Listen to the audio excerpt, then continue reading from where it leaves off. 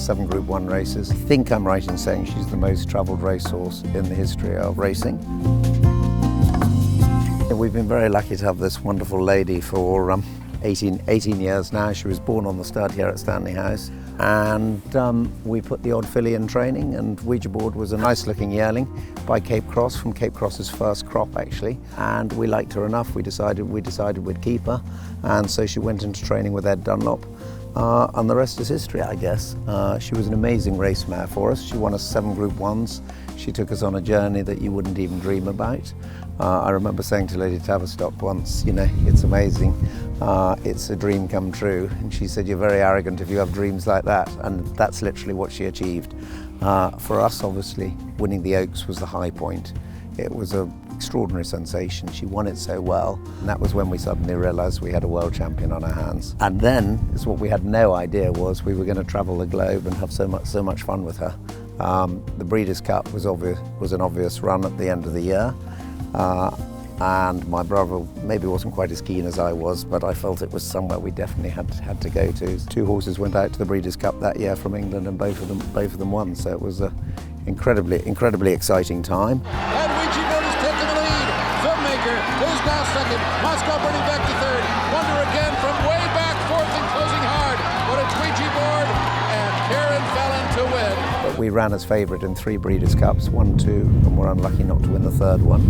And here's Ouija Board being so confidently handled by Frankie Dettori, just hand-riding her along the inside, coming with the late runners. Filmmaker, Ouija Board in full flight for the wire. Filmmaker coming home gamely, Honey Rider, but this is another scintillating effort from the true superstar Ouija Board and Frankie Dettori. They win it by 3.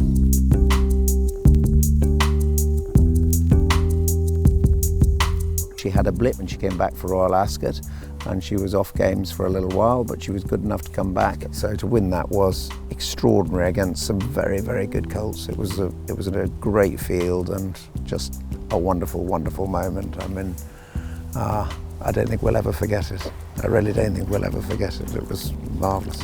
Ouija Board, she sweeps down the outer, goes to an executionist, hangs right-handed, but she sweeps to conquer. Ouija Board wins the Prince of Waleses. I suppose the Nassau at Goodwood was an incredible victory. I mean, it maybe wasn't the most important race or anything, but the tussle with Alexander Goldrun in the for 2.5 furlongs was simply amazing. They were neck and neck the whole time. It was a strong field, and it was a very close finish. And my brother was very overexcited at when she'd won, and I said, just be careful, just look at the screen, she might not have won. He said, what do you mean? And when we looked at the photo, it was a photo finish, and it was literally a nostril between the two. So they were 2 very great race mares against each other, and I think that was very exciting. Ouija Board, the far side won't give in. Near side is Alexander Goldrun. Absolutely nothing between them. They race towards the line now. Photo! She won us 7 Group 1 races. She won at Royal Ascot.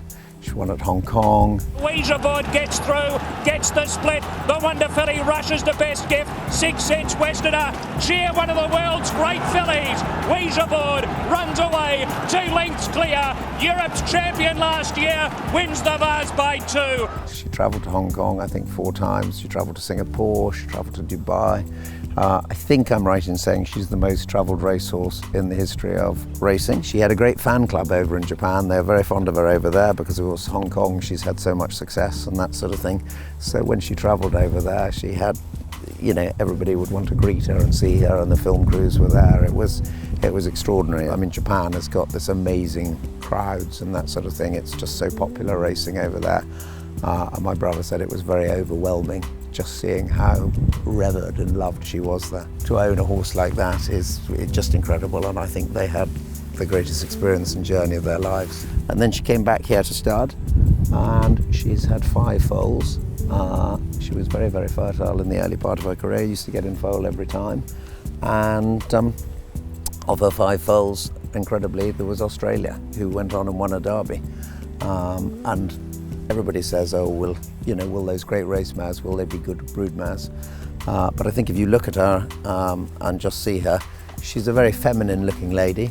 She's not one of those masculine looking mares, and we always had hopes that she genuinely would would be successful for us, but never at that kind of level. So when she produced Australia to be favourite for the Derby, that was an incredibly exciting time for us and an exciting dream.